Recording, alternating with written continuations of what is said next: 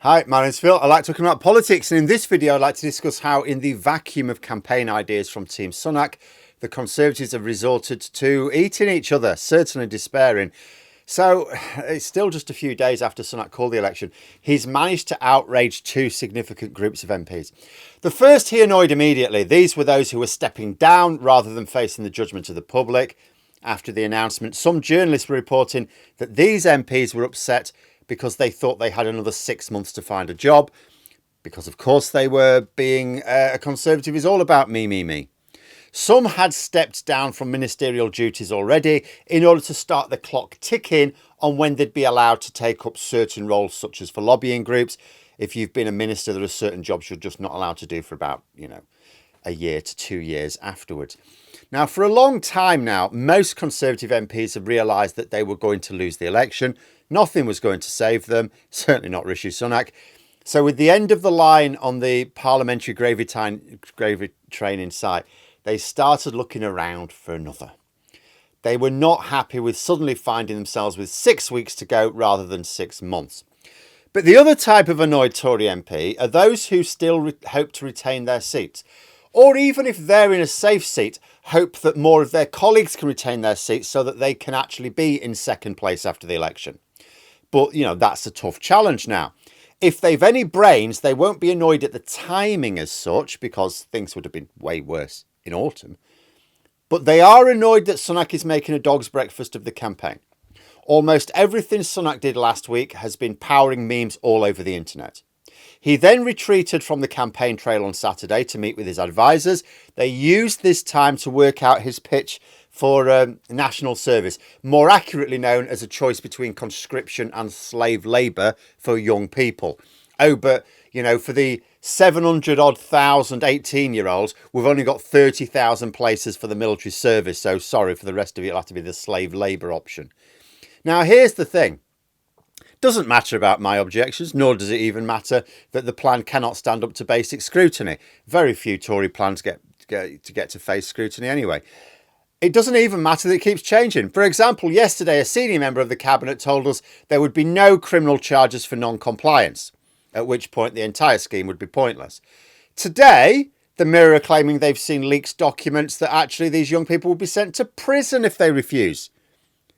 Don't know where they're going to get the prison spaces to do it, but okay. We've gone from no criminal charges to the most severe criminal punishment within the space of a few hours. But none of that would matter if this were a policy that could fire up the right-wing voters that Sunak's Tories are obsessed with. But as I noted yesterday, most of the major right-wing commentators that I saw talk about it were against the idea. Some were just against the compulsory nature of the plan. Some thought the entire concept was ridiculous. Nigel Farage called it a joke, which was probably the most damning criticism. Sunak, for reasons best known to himself, is actively trying to chase after Reform UK voters, even though they are fewer in number and harder to appeal to than the ones he's lost elsewhere. And Nigel Farage may be many things, but he is not a political mug. He knows his support. He knows what does and does not appeal to them. For him to dismiss the scheme as a joke is to say he doesn't think it's going to work as a policy to win votes back for the Conservatives. And yet the government are doubling down on it today. They've decided that this is their big thing, at least for this week. If it attracted almost universal praise amongst the right wing, I might think, okay, it might be a good policy for him to shore up some support. But the fact that there are more on the right attacking it than praising it means the gambit has failed. Yet he persists. Another Sunak cost fallacy. See what I did there? And so the Tory MPs who still believe they have a chance at the election, rightly or wrongly, are somewhat dismayed.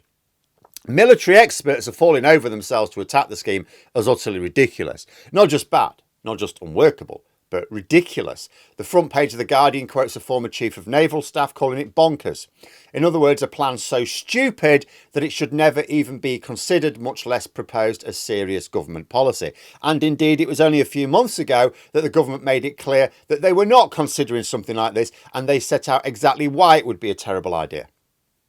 You've got, there's only the Express and the Mail carrying anything like positive news about the plan on their front pages. The Mail was a bit of a double-edged sword because they also mentioned that it had been ridiculed. Telegraph seemed to be a bit more neutral. But in an FT report, it quotes some former Conservative Party chairs howling in disbelief at the stupidity of the policy. But it also quotes someone unnamed from Sunak's team saying they're pleased with how it's going because it's achieved something that's eluded him for months, they said, a hearing. For a long time, they said, people just weren't listening to anything we said. So they think this is a good play simply because people are talking about it. Doesn't seem to matter to them that the majority talking about it say it's unworkable or even undesirable. This must be the political strategy equivalent of there's no such thing as bad news. Only I think they may be missing something. If there is one thing worse than people not listening to you, it's people listening to you and then ridiculing what you have to say. They're not distinguishing between interest in what Sunak has to say and ridicule.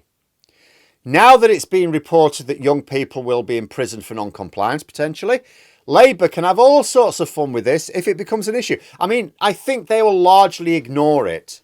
Other than Angela Rayner's been saying today about, where the money's coming from. They're taking money from levelling up and they're, but beyond that, I think Labour are going to largely ignore it and just push their own policies.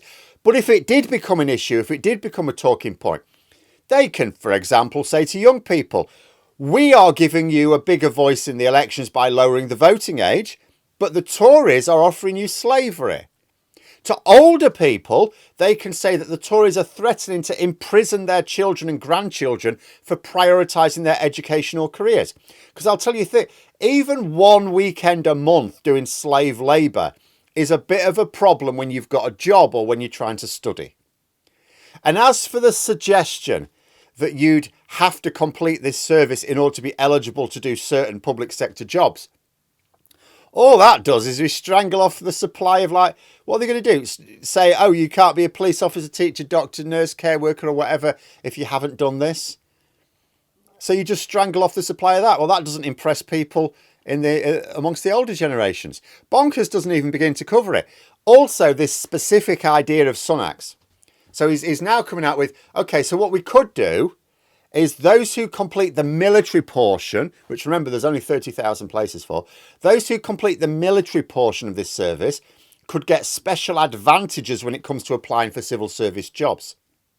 Now, here's the thing. The Tories have been very rude about civil servants, very rude. They've blamed them for the outcome of their rotten Brexit, as well as everything else that's gone wrong. They call them the woke blob. Oh, the reason everything's a disaster, it's not our fault, it's their fault, you're not going ahead with it. They've made them work on complex schemes only to then abandon them when they needed a distraction in the news. They've attacked them for working from home. They've attacked them when they've gone into the office. Do the Tories really think it's a good idea to train these people how to kill? And the general premise is also a way of introducing yet more glass ceilings if they're ever to go ahead with it. Sunak has recently been saying more disabled people should get off their arse and get a job. And yet he's taken funding away from the scheme designed to help them do just this. Now he's saying, if you complete military service, you get to jump the queue for jobs over those who haven't. So how many people with significant disabilities will be completing this military service of yours, Mr. Sunak? Will it be zero? Because I kind of think it will be zero. So it's basically to create another barrier for disabled people in the workplace. Utterly insane. No wonder Tory MPs are just staring at their own leader in disbelief.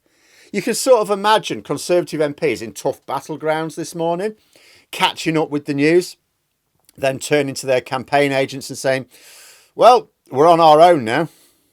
Serves them right. They've chosen 3 wholly unsuitable leaders on the bounce. They deserve everything they get in July. But there we are. Those are my thoughts. If you enjoyed the video, please subscribe for further content and click the like button. You can also sign up for memberships if you'd like to support the channel further. Thanks for watching. Don't forget to register to vote and to get your voter ID sorted out. And until next time, I'll see you later.